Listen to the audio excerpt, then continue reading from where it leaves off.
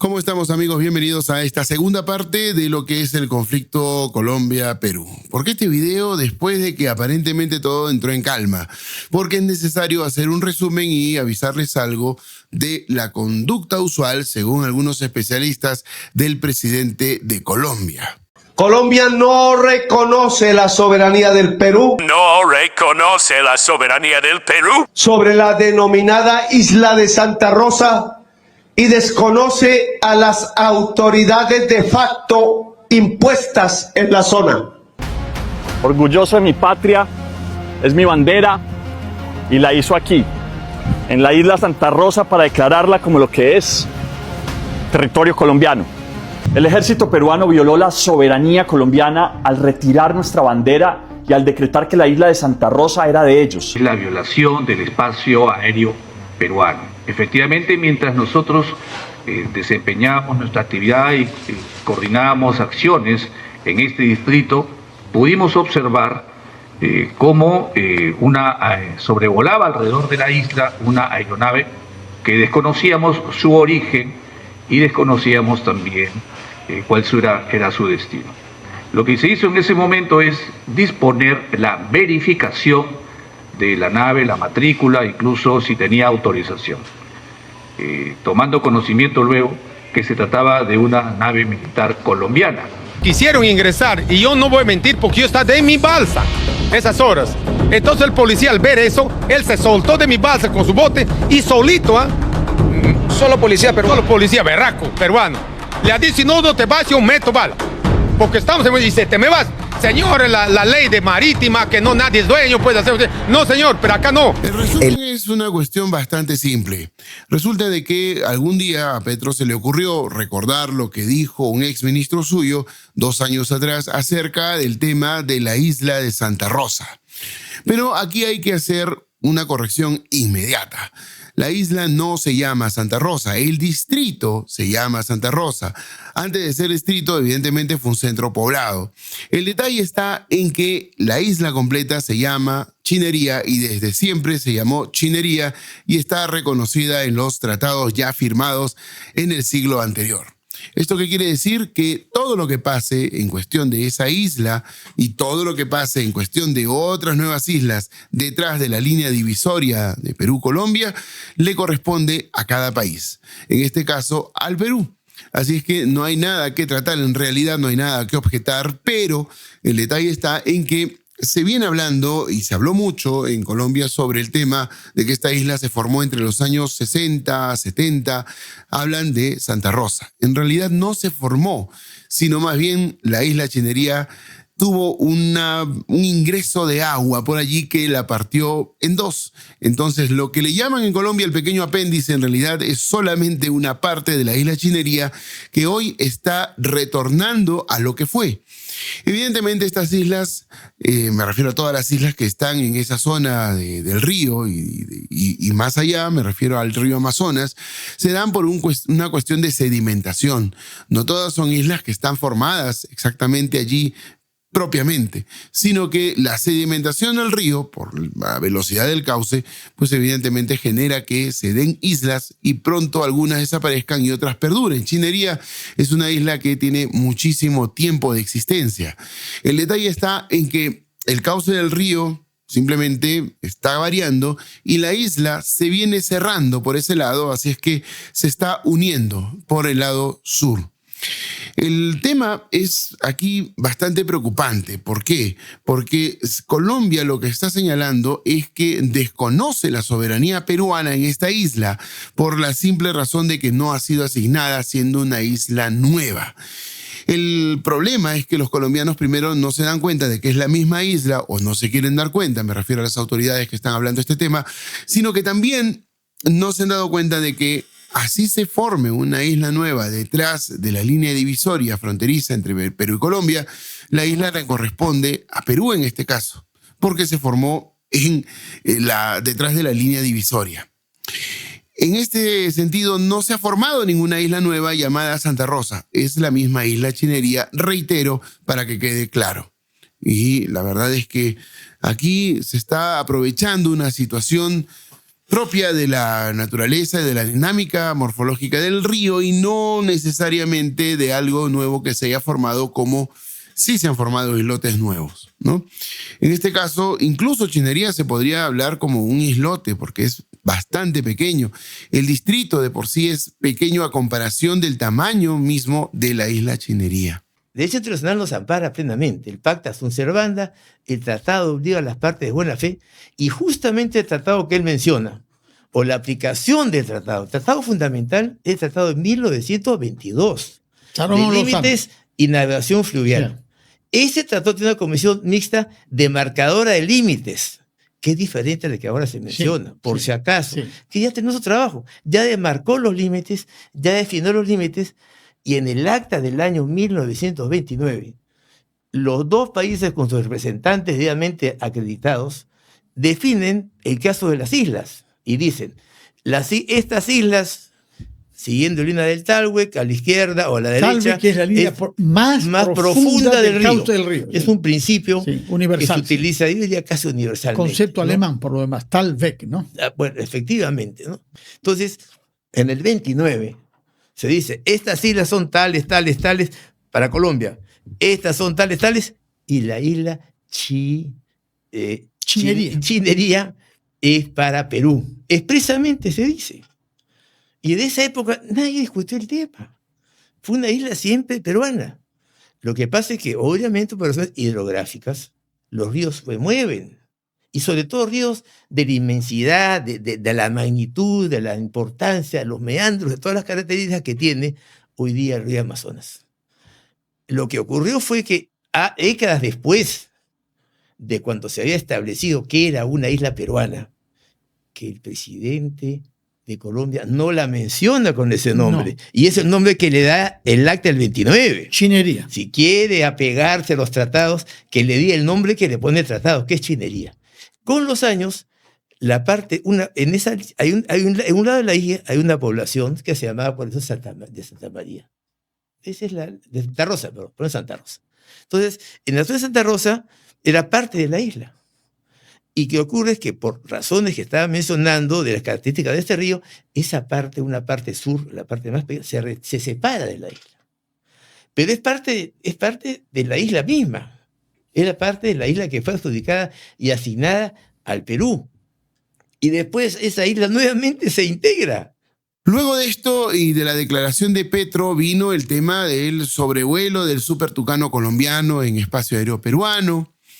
En el mismo día de la celebración de la independencia colombiana, en la que Petro se trasladó a Leticia, que está exactamente al frente de la isla Chinería. Petro trató aparentemente de ser muy convincente con lo suyo y además de eso lanzó arengas, como todo izquierdista revolucionario, a instituciones educativas, comunidades nativas, comunidades asentadas en distintos lugares, como para que entren en pie de lucha dada la situación. Eso se transmitió en directo, está grabado en video, no estamos nosotros agregando mucho en este sentido, simplemente no estamos dando las palabras exactas. Los pueblos peruano y colombiano deben definir qué queremos hacer con el río, con las selvas amazónicas y el universo al final, porque estamos aquí en uno de los centros del corazón vital del mundo. ¿Qué queremos hacer? Invito a las organizaciones indígenas, campesinas, ciudadanas en general, a las mujeres en primer lugar, a las organizaciones culturales amazónicas, a las universidades que deben crecer más aún, a que se reúnan con sus homólogos peruanos, ojalá brasileros, y discutamos popularmente qué hacer comúnmente. ¿Nos vamos a una guerra? El tema es que también habló acerca de un comunicado. Dentro del comunicado habló Petro sobre el tema del no reconocimiento de la soberanía peruana sobre la isla que él llamó Santa Rosa, que en realidad es Chinería. Ok, eso por un tema. Fueron 7 puntos en los cuales el final fue que ellos recibían con beneplácito la reunión que se va a celebrar en septiembre próximo en Lima, en los días 11 y 12 de, supuestamente para revisar los límites, etcétera, etcétera, etcétera. 1. La denominada isla de Santa Rosa, junto con otras formaciones fluviales surgidas en el curso del río Amazonas, con posterioridad a la única asignación binacional de islas entre la República de Colombia y la República del Perú, realizada en el año 1929, no han sido asignadas a ninguna de las dos repúblicas. 2. La ley por medio de la cual crea el denominado Distrito de Santa Rosa de Loreto es un acto unilateral del Perú que desconoce los instrumentos jurídicos binacionales al incorporar una isla no asignada y establecer límite internacional entre ambos estados, violando el principio de primacía del derecho internacional sobre el derecho interno. 3.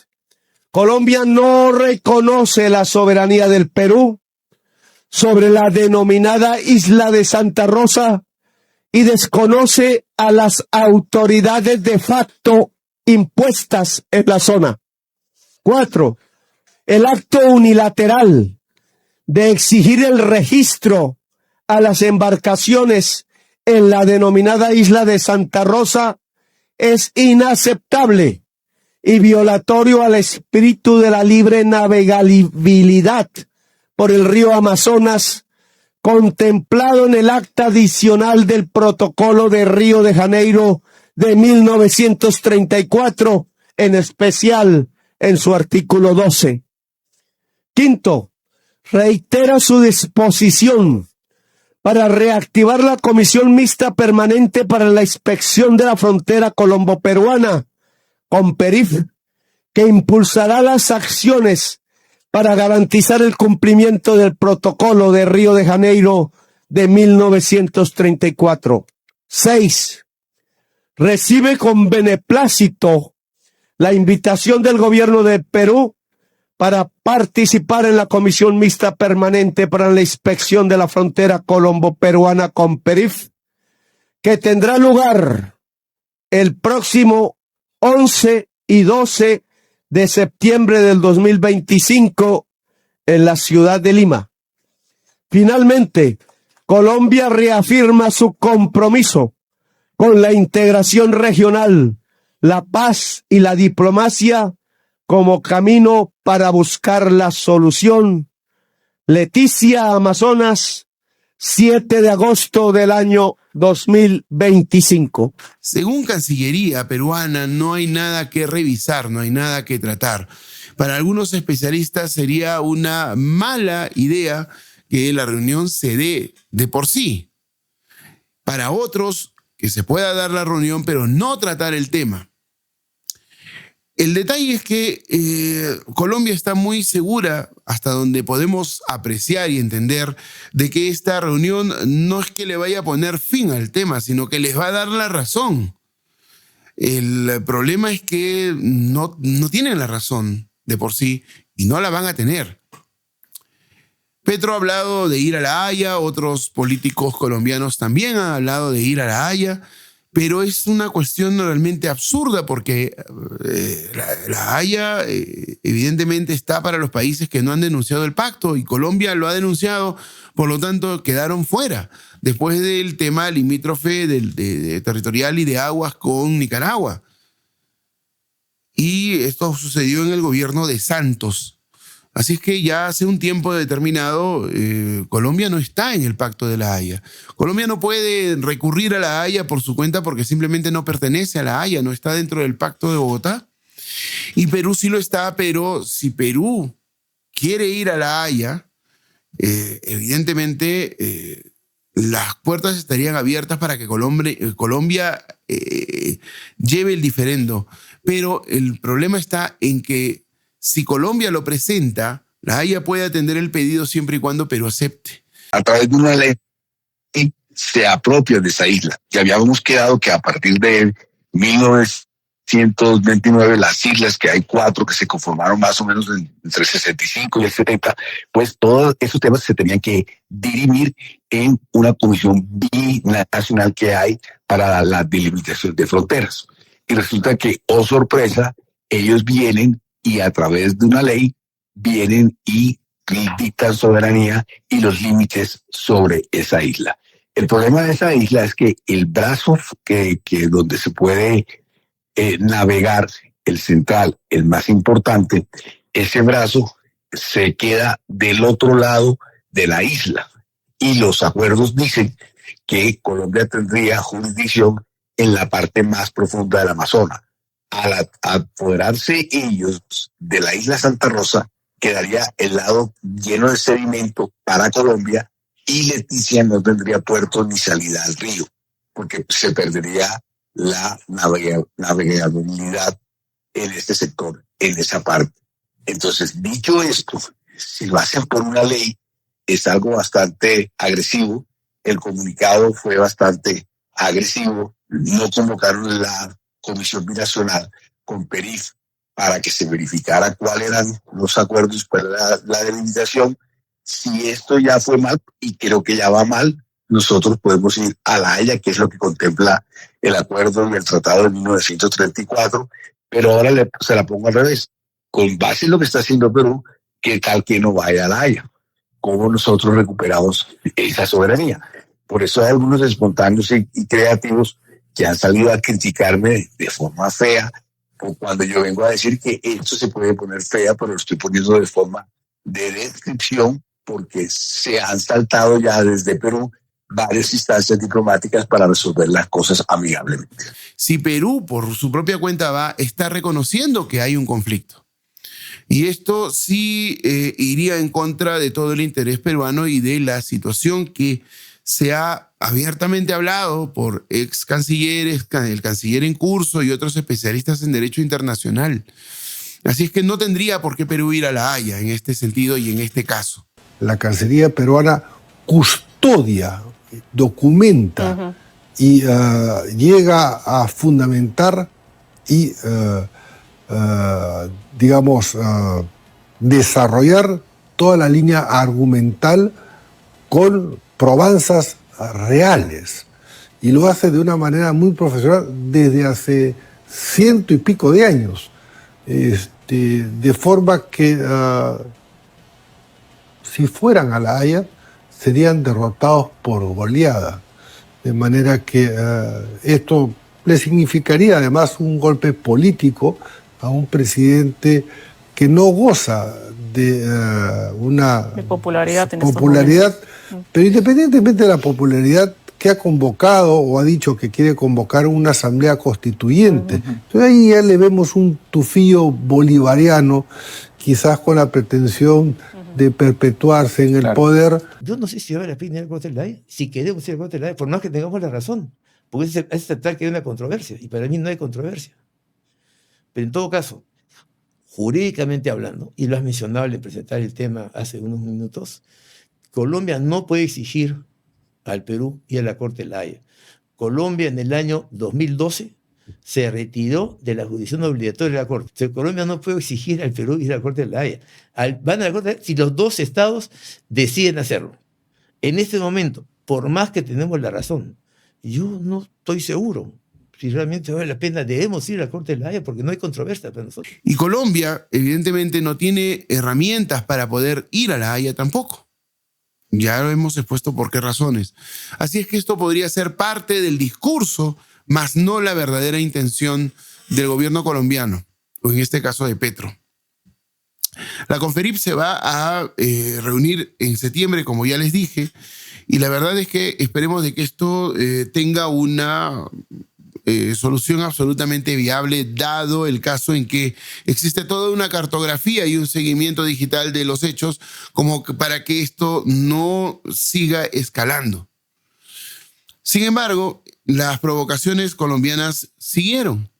Después del tema de Petro, apareció el impresentable de Quinteros, para izar la bandera colombiana en territorio peruano.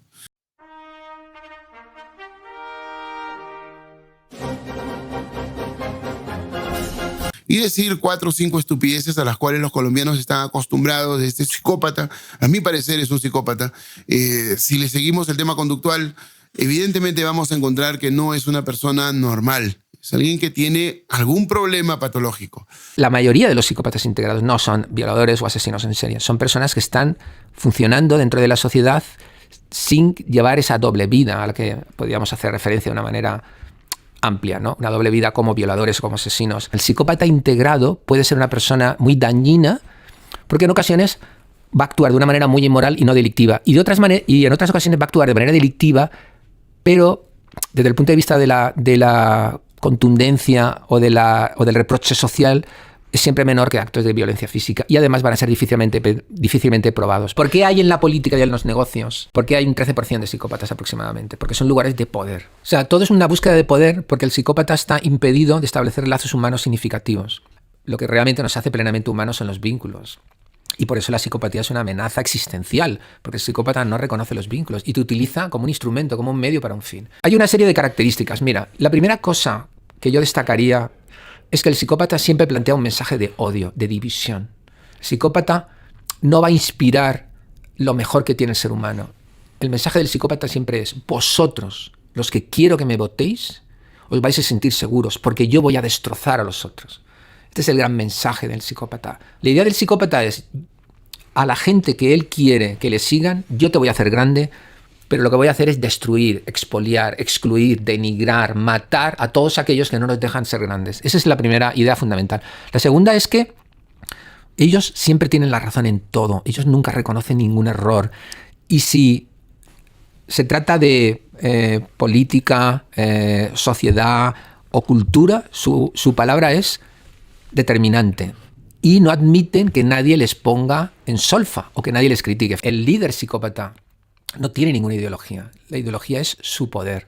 Y si es necesario cambiar de ideología, cambiará de ideología. Porque él lo que busca es el poder y nunca el bienestar de la gente.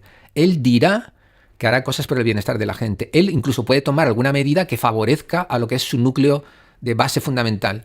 Pero en términos generales, el resultado es miseria para la mayoría de las personas. Yo pongo 10 características muy importantes, pero si tú me pidieras 2 de ellas, yo te diría: una, mira su mensaje. Su mensaje siempre es de división, de destrucción. Les da la tierra prometida o la promesa de la tierra prometida a su masa, pero a costa de destruir a los demás. Y en segundo lugar, fíjate en él. Se quiere tanto a sí mismo que jamás va a cometer un error ni lo va a reconocer.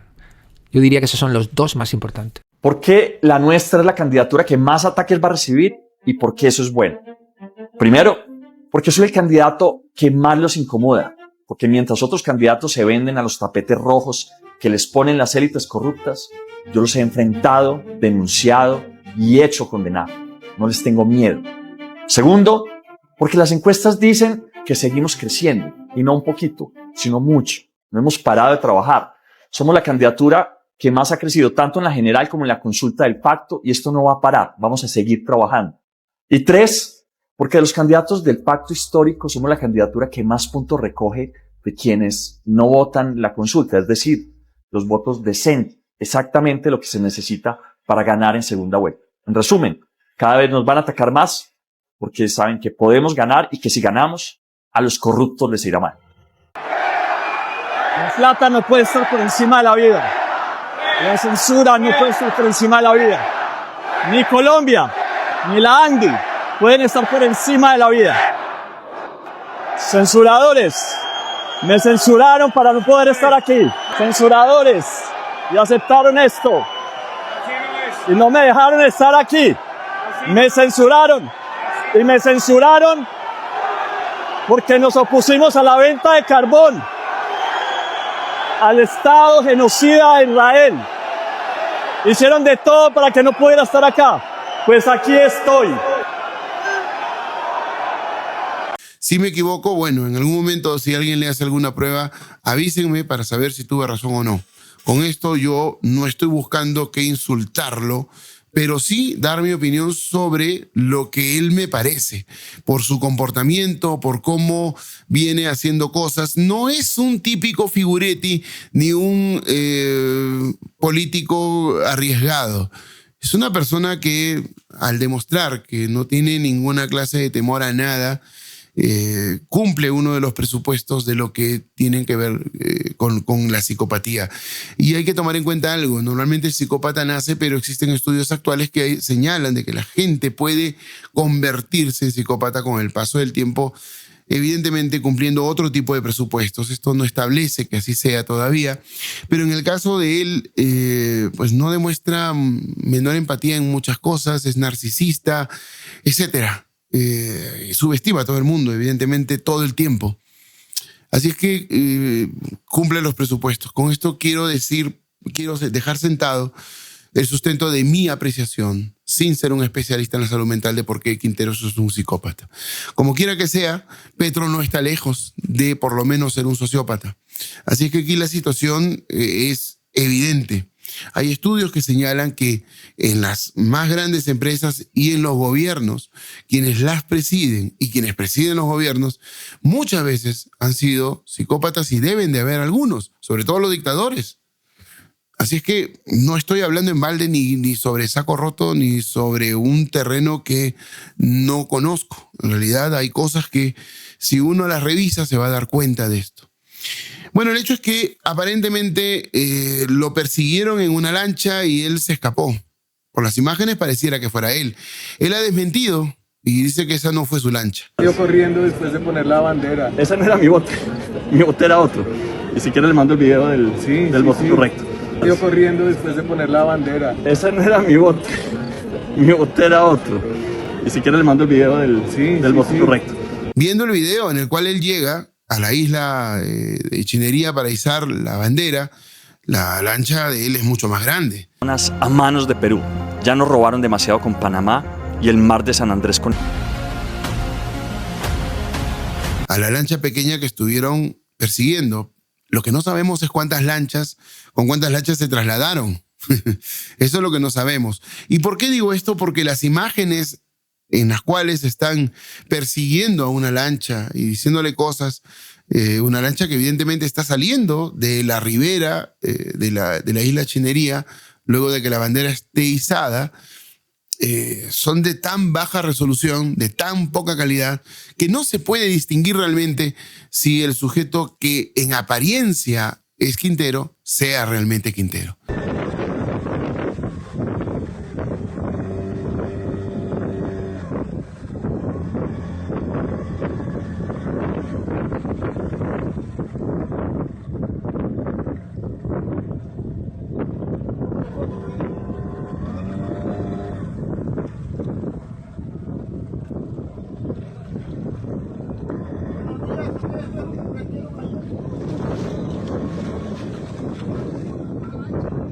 ¿Y esa bandera que está ahí en medio, la pro de quién es entonces? ¿Ah? ¿De qué es la bandera? Pedazos de ignorantes. Aprendan a perder, hermano. ¿O quieren que quitamos Leticia? ¿Ah? ¿O quieren que quitamos Leticia? ¿Ah? ¿Quitamos Leticia? ¿Eso es lo que quieres? ¿Que quitamos Leticia? ¿Ah?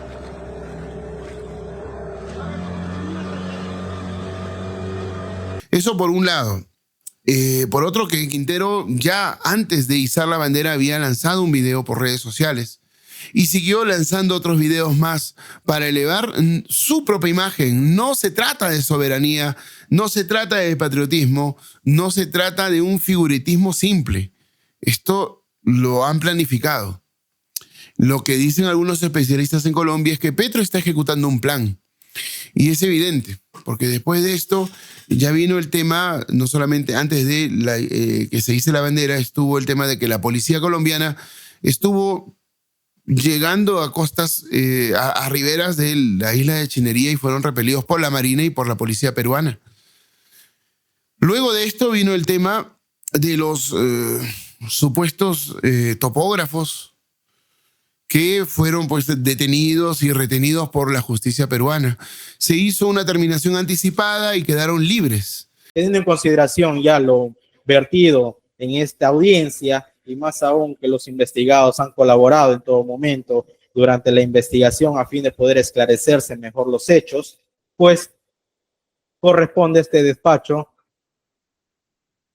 aprobar el acuerdo de terminación anticipada conforme lo faculta el numeral 6 del artículo 468 del Código Procesal Penal. Por estas consideraciones, en uso de las atribuciones que me confiere el artículo 138 y 139, inciso 1 de la Constitución Política del Perú y el artículo 1 de la Ley Orgánica del Poder Judicial, impartiendo justicia a nombre de la Nación, se resuelve aprobar el acuerdo de terminación anticipada propuesta por el representante del Ministerio Público, los investigados Carlos Fernando Sánchez Ordegón y John Willington Amía López, debidamente representados por su abogada defensora, asimismo conforme la representante de la Procuraduría Pública del Estado, en los términos que se indican. Se condena a Carlos Fernando Sánchez Ordegón y John Willington Amía López, ambos de nacionalidad colombiana, y cuyas demás generales de ley obran el presente requerimiento, a una pena concreta de 1 año y 5 meses de pena privativa de libertad suspendida por el mismo plazo, por la comisión del delito que comprometen a las relaciones exteriores del Estado en la modalidad de violación a la soberanía extranjera contemplados en el artículo 337 del Código Penal, en agravio del Estado peruano, debidamente representado por la Procuraduría Pública del Ministerio de Defensa. Se fija por concepto de reparación civil la suma de 4.500 soles, la misma que será cancelada en una sola cuota a través de depósito judicial al Banco de la Nación, cuyo certificado de depósito deberá consignarlo a este juzgado de investigación preparatoria a fin de ser endosado posteriormente a la parte agraviada, dentro de las 24 horas de dictada la presente resolución. Bueno, todo esto es una sumatoria de hechos que nos hacen pensar que la postura de Petro o bien fracasó porque lamentablemente para sus intereses en los medios colombianos no tuvo más que repercusión en los medios afines, que son pocos, y en el resto de medios o bien no se llegó a tratar con contundencia del tema o se trató con contundencia pero de una manera más objetiva que no les fue favorable ni a Petro, ni a sus intereses, ni a la gente que estuvo cercana a él, afín a él. Así que por ese lado puede ser un cambio de marcha, dejar que esto lo maneje la diplomacia colombiana y peruana y seguramente se mantengan las cosas como tienen que ser. Quizá el hecho de que nuevamente se abran las vías con embajadores, hace 2 años no teníamos embajadores en ninguna de las capitales, me refiero a que no había más que un trato comercial después de los desaguisados y desajustes entre la presidenta de Perú y el presidente de Colombia. El detalle es que preocupan 2 cosas. Primero, que Petro está buscando cualquier cosa para perpetuarse en el poder, ya se vienen las elecciones del próximo año y aparentemente hay una contra Petro políticamente hablando en Colombia, pero también está cualquier cosa siniestra que pueda pergeñar Petro o sus allegados para que él se mantenga en el poder. Una de estas cosas se venía hablando que era posiblemente el llegar a un estado de guerra como para que Petro suspenda las elecciones y se perpetúe en el poder. Por un lado, el tema patriótico, que siempre funciona cuando se dan estas cosas, no cundió en Colombia. Petro se queda o en cabeza propia, muy difícil, o en cuerpo ajeno ayudado por Santos, que es un tramposo, un bandido horrible. Entonces, ¿cómo logra ese plan? Uno de ellos es que no haya elecciones, suspender las elecciones. ¿Y él cómo lo puede hacer? Pues, por más hábil que sea el calvito de Montealegre, él no va a poder inventarse con su nebulosa dogmática penal alemana la figura constitucional que lo permita. Ahí la tiene. Le voy a decir cuál es. La guerra internacional que quiere montar con el Perú. Composición del lugar, como dicen los jesuitas. Yo no creo que todavía, que no, esa sería de tiempo. Pero a comienzos del año, el señor Petro, que es un torcido, decide invadir el islote, porque eso no es ni isla, el islote de Santa Rosa. ¿Qué pasa? Estalla la guerra. ¿Por qué? Porque allá hay fuerzas más peruanas. Y Perú no es Bolivia, pues, ¿cierto? Perú tiene cierta capacidad militar. No mucha, pero la tiene. Y Colombia tampoco tiene mucha. Prueba de ello es que en 70 años no han sido capaces de ganar una guerra con la guerrilla. Entonces, eso crea una situación de emergencia constitucional total. Total. Y el Plena con plenos poderes. Suspende las elecciones. Eso es lo que puede pasar. Ese es un plan siniestro de Petro. Entonces, él, es decir, suspende las elecciones. ¿Quién va a decir que no? La Corte la suspende. Es decir, es una situación de guerra internacional. Él crea con plenos poderes. Yo creo que él está buscando eso. Él es un malicioso, un torcido. Por eso es que es tan amigo de Quintero. De repente algún fanático de Petro o un izquierdista trató de llegar a escalar esto en redes sociales, pero no ha cundido.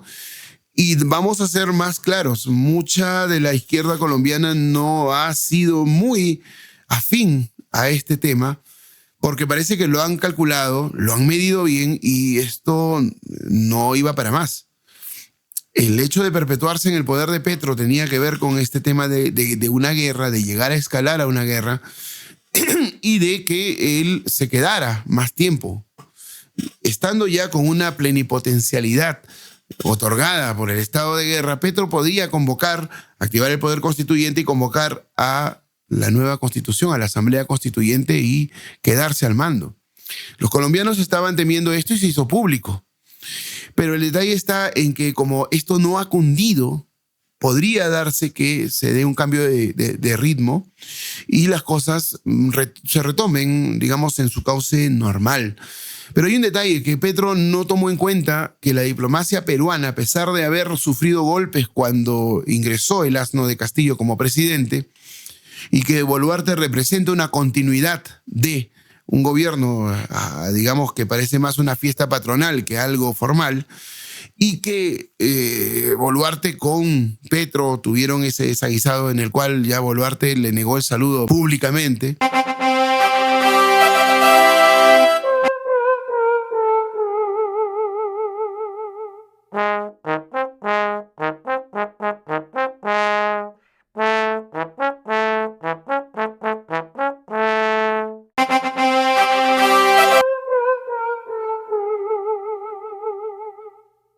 El detalle es que la Cancillería y la Escuela Diplomática Peruana es por antonomasia una de las mejores en el mundo, si no la mejor de la región. Y la respuesta diplomática no solo ha sido firme, contundente, sino que al mismo tiempo pues ha sido muy inteligente, que no respondió los golpes y las provocaciones colombianas. De esta manera, Colombia simplemente se ha visto sola en este conflicto.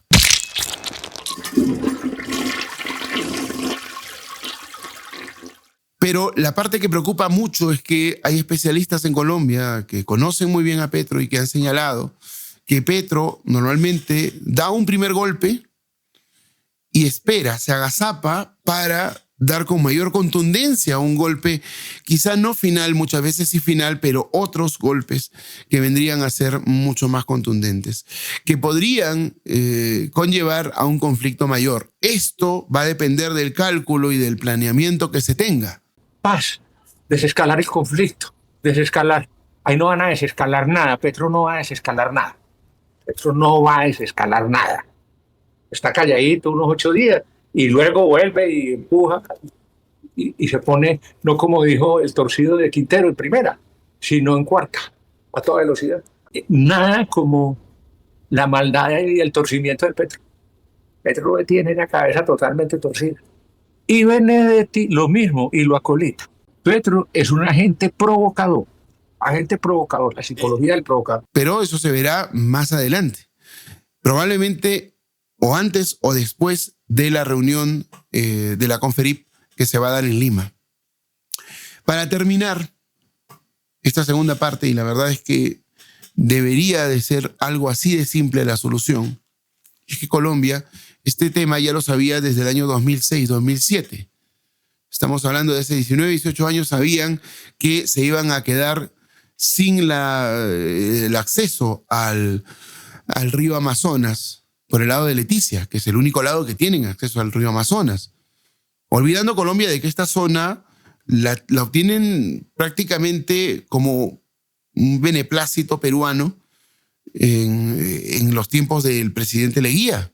Lo más curioso es que el Perú, el año 1912, con Benavides de coronel, desde Chachapoyas, desde Moyobamba, desde Chiclayo, se mete por todas estas partes y llega a La Pedrera, que está allá, acá está La Pedrera, a derrotar al ejército, a los invasores colombianos. Ya. El año 12. Esa es La Pedrera. Esta es La Pedrera. Ya. Y uno ve La Pedrera y está después del Caquetá. Ajá. Entonces, hasta el Caquetá, el Perú tenía presencia, manejado y dominado por el Perú. No solamente eso, sino que Julio C. Arana, el rey del caucho, tenía sus concesiones peruanas en esa zona. 8 millones de hectáreas. Ya. Colombia no tenía presencia allí. Leguía había cerrado ya fronteras con Bolivia, decía que el Perú no podía vivir sin fronteras, tiene razón. Había cerrado la frontera con Bolivia, quería cerrar la frontera con Chile, que recuperó Tanayarica, que no se podía todavía, y luego quería cerrar la frontera con Brasil porque avanzaban, y si no cerramos la frontera ahora, llegan al Pacífico. Entonces la cerró también con Brasil, cediendo. Y entonces llegó a Colombia, hay que cerrar la frontera con Colombia. Y en Colombia había 2 cosas que hacer o 3 cosas que hacer. Primero, Colombia había perdido Panamá, estaba muy resentida con los Estados Unidos, había recibido una indemnización de Estados Unidos de $8 millones para hacer una serie de obras en Colombia, que Estados Unidos le pagó para compensarla. 8 millones de esa época que hoy deben ser 8.000. Mínimo. 8.000, ¿ya? Leguía quería estar bien con Estados Unidos por 2 motivos. Primero, que lo ayuda a resolver el problema de Chile, porque ya venía una misión después americana para el tema del plebiscito, y después Estados Unidos quería compensar a Colombia dándole salida al Amazonas. Porque o sea, cambiar Panamá por el Amazonas. Y entonces había que darle por el Amazonas que no era de Estados Unidos. Sí, por supuesto, pero Leguía era un proamericano. Se reúne con su íntimo amigo Lozano, con el cual había compartido muchas experiencias en Londres, porque Leguía vivió en Londres. Entonces Lozano llega a Lima, se encierra con Leguía, y a medianoche le entrega el borrador del tratado Salomón Lozano, y Leguía llama al canciller Salomón y dijo: firme usted acá. Y firmó. ¿Y el Congreso? Nada sabía. Nadie sabía nada. Nada. Lo hizo Leguía solo con Lozano. O sea, él acordó los límites y ahí terminó la... Pero el año 22. Ya, pero... 5 años después, le manda el tratado al Congreso para que lo aprueben a un Congreso totalmente leguista. Sí. Totalmente leguista, que lo aprobaron. Hubo debate interesante, pero lo aprobaron. Lozano le dijo: oiga, acá estos ríos son paralelos. No hay un problema, corramos la frontera. Porque la discusión era el Caquetá. ¿Las 2 riberas son de Colombia o son de Perú? O una ribera es de Colombia y otra de Perú. Eso se dio a aceptar. Claro. Una ribera de Colombia, otra de Perú. No. Corrieron la frontera al Putumayo. Entonces, en el Putumayo... perdimos un espacio enorme. 220.000 kilómetros cuadrados. ¿Qué tamaño es eso? Más grande que Portugal, más grande que muchos países europeos. Después de correr la frontera al Putumayo, había que darle salida al río. Al Amazonas. Lo que querían ellos es tener ribera al Amazonas. Era la obsesión. La obsesión de Colombia y de Ecuador era tener ribera al Amazonas. Esa era la opción. Y acá le dieron, entonces hicieron esto es un dibujo de un estudiante de geografía. Obvio. Esto es una perfecto trapecio. Sí. Sin respetar la naturaleza. Acá no hay un río, no hay nada. No. O sea, crearon Leticia, que era una población peruana de nombre peruano. De una mujer que era peruana. La esposa de uno de los fundadores de Leticia, que antes se llamaba San Antonio, que se llamaba Manuel Charrón. Manuel Charrón tenía una esposa. Que se llama Leticia, que adoraba oso, le puso Leticia. Y que cuando se da la guerra colombo-peruana en la época de Sánchez Cerro, Perú quiere quedarse con el Amazonas colombiano y han dicho que no van a dar un paso atrás. Pues yo menos. Y si Dios quiere y soy elegido presidente, no dejaré que nos quiten ni un solo centímetro de nuestro territorio. Esta no es la primera vez que Perú intenta quedarse con pedazos de Colombia. A principios del siglo pasado trataron de quedarse no solo con el Putumayo, sino además invadieron Leticia, esclavizaron colombianos, indígenas, con la ayuda de empresarios y acolitados por el gobierno peruano, que como hoy se hizo el loco para dejar que esos empresarios se tomaran el terreno. Bien por el presidente Petro, que le ha devuelto la dignidad a Colombia y a sus relaciones internacionales. No se dejó de Trump y menos se va a dejar de Perú. Yo tampoco.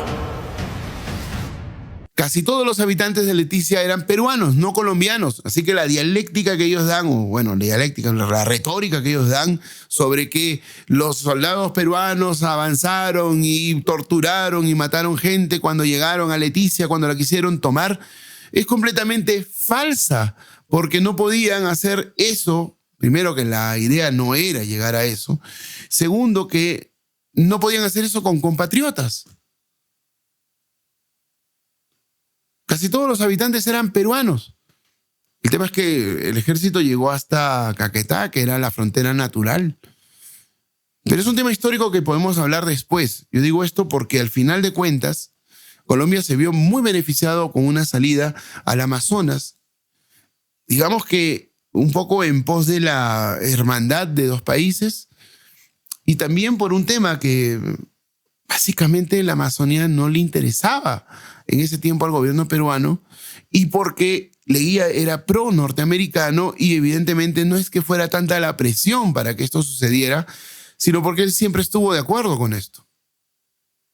Por algo se ocultó el tratado como 5 años. Pero volviendo al tema, los colombianos, el gobierno colombiano ya sabía, hay que recalcar, el gobierno colombiano, no los colombianos, el gobierno colombiano, ya sabía que era necesario tomar acción sobre esa parte del río, que era el Talbej. El Talbej, cuando se hizo el tratado, era la parte más profunda del río y sobre esa parte más profunda quedó para Colombia un lado y para Perú el otro. Línea divisoria únicamente, y allí queda refrendada, establecida y finalizado todo el proceso de demarcación fronteriza. Petro sale con la tontería de que como ahora el Talbej está por el lado del Perú, entonces todo lo que corresponde hacia el norte le corresponde a Colombia, que es una reverenda estupidez y demuestra su ignorancia supina en cuanto a muchos temas, entre ellos este. Y si el brazo del río se está secando, la frontera de Colombia no es el brazo seco, es la línea más profunda del lecho del río Amazonas. Y ese principio no se puede abandonar. Si el brazo seco del río, si el brazo del río Amazonas que pasa por aquí se va secando, entonces la frontera de Colombia va hacia el sur. Y el pueblo de Leticia, su municipio, sigue y mantiene su contacto con el río y sigue siendo puerto internacional. Ese es el objetivo. El derecho internacional no puede cambiar una frontera por este caso. El Talbej sigue siendo el mismo, lo que pasa es que está lleno de sedimento, pero tampoco cambiaría. O sea, ya la frontera quedó establecida y no se puede cambiar. O sea, es una cosa que no tiene real sentido. Y podríamos poner varios casos hipotéticos que son también estrambóticos, irrisorios, o sea que nos darían risa, pero no lo vamos a hacer. En realidad, con eso queda clarísimo que no está bien asesorado o que él sabe, pero que subestima al pueblo colombiano y les está mintiendo. Pero yo pienso más que es ignorancia por parte suya porque ha demostrado esa ignorancia en muchos célebres momentos, quizá no al nivel Maduro, pero en Colombia le han hecho varios especiales televisivos en redes sociales sobre el tema. Búsquenlos y se van a reír todo el día. Les va a hacer la semana completa, no el día. Pero el asunto es bien simple. La solución que les queda a los colombianos es dragar esa parte del río. ¿Por qué no lo hacen? Porque seguramente Petro tenía esta carta bajo la manga para activarla en cualquier momento. Porque, claro, han pasado otros gobiernos desde ese año en que se hicieron los estudios. 10 años después, en el 2017, se volvió a estudiar la zona. ¿Y qué pasó? Pues nada. No hicieron nada. Se supone que para el 230, que es la fecha estimada, no habrá pues ribera del río para Leticia. Y el acceso al río lo tendrá Perú. Digo yo, si no querían dragar el río, ¿por qué no hicieron la misma propuesta que le han hecho a Maduro? De tener las fronteras libres en cooperación, etcétera, etcétera. Porque tampoco es que la franja de Leticia sea tan grande y el comercio mayoritariamente no pasa tanto por Leticia, pasa por Santa Rosa. Eso ya está desde hace tiempo. Entonces, Siendo naciones hermanas, ¿por qué razón no se trató de buscar solucionar el impasse con Dina Boluarte, restablecer el tema como ya está restablecido de los embajadores? ¿Y por qué con esa raíz no se buscó que hacer un tratado bilateral para generar comercio? Y entonces, dado el caso de que Leticia perdiera la salida al río o la ribera al río, el tratado comercial favorecía a ambas naciones, era una idea viable. En el 2030, Leticia, Colombia, se va a quedar sin acceso directo al río Amazonas porque todo el flujo del agua se va a ir por el brazo peruano. Esa es la consideración y están los estudios. Invías, el Ministerio de Transporte los tiene desde hace 2007, hace mucho tiempo se le dieron las alternativas, las posibles correcciones. Y lo que hacemos nosotros como académicos es un llamado, pero que Colombia tome acciones y decisiones para recuperar el río Amazonas, para Leticia, para los amazonenses y para Colombia. Nuestro llamado es que indiscutiblemente la modelación que se ha hecho indica que el río Amazonas se está corriendo todos sus flujos de agua a un solo brazo, que es el brazo peruano, y los brazos colombianos se están quedando secos. Hay que hacer cosas.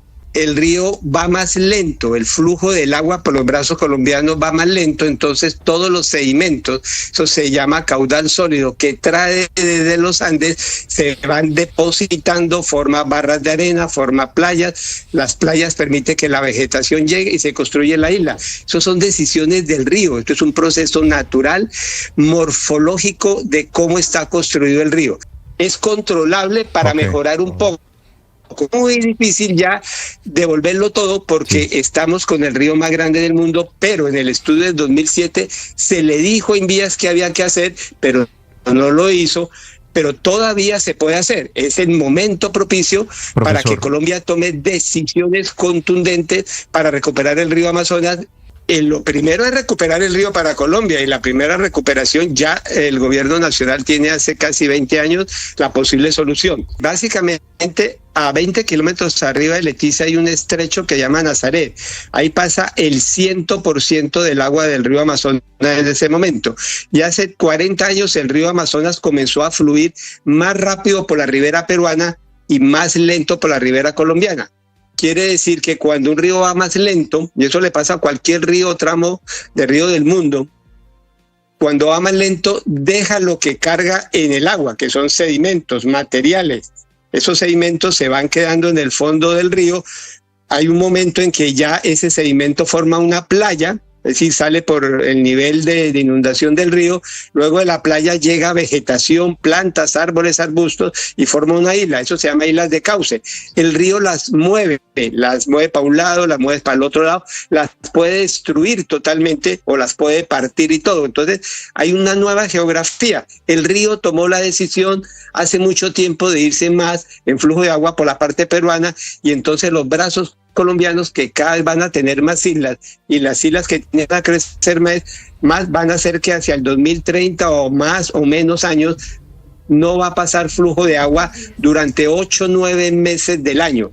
Solo vamos a tener agua en Colombia cuando el río inunda, es decir, cuando las aguas del Amazonas llegan muy altas, más o menos en abril, mayo, junio, pero el resto del año no tendríamos río. Tendríamos que pasar hasta el otro lado, o coger en Tabatinga, en Brasil, los botes, o pasar al otro lado, a las islas peruanas, al otro lado de las islas peruanas, donde va el Gran Río. La propuesta era hacer unas obras en fondo de canal, arriba en el Nazaret, y hacer un dragado sobre el canal que nos preocupa más, que es entre Ronda y Rondiña. Lamentablemente hay unas nuevas islas que aparecieron mucho después, entonces se puede hacer el trabajo, pero los costos serían más altos. Hay que actualizar el estudio, pero esperemos que este llamado de atención de todo lo que está pasando a nivel nacional e internacional preocupe a Invías, preocupe al gobierno de turno, porque lastimosamente los otros gobiernos anteriores también sabían la situación y ninguno hizo absolutamente nada para recuperar el río Amazonas. Pero el problema siempre fue de Colombia. Esto es lo que quiero decir. El problema siempre fue de Colombia. Y hay colombianos que lamentablemente de todas maneras dicen, no podemos perder la salida al Amazonas, Perú no nos la puede quitar. No, señores, Perú no les está quitando nada. Son dos eventos que se dan. Primero, que la inacción del gobierno colombiano de no resolver su problema desde hace 19 años. Y segundo, es el mismo río Amazonas que está dando pues, un tema aquí de qué hablar.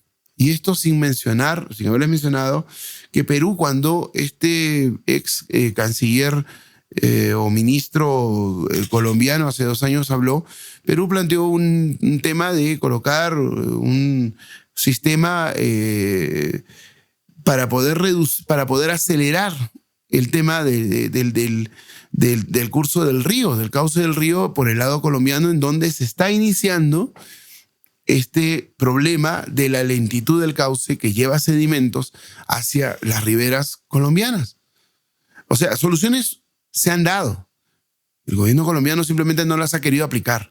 Por eso es que yo digo, y para finalizar es esto, el problema es de Colombia, lo tiene Colombia y Perú no tiene nada que ver en ese problema. Absolutamente nada que ver. Así que con esto finalizamos esta segunda parte, dejando en claro las cosas para que puedan ustedes sacar sus propias conclusiones. Y más allá de eso, seguramente cuando pase otra cosa, volveremos a conversar y a tratar de este asunto que en realidad nunca debió de haber sucedido.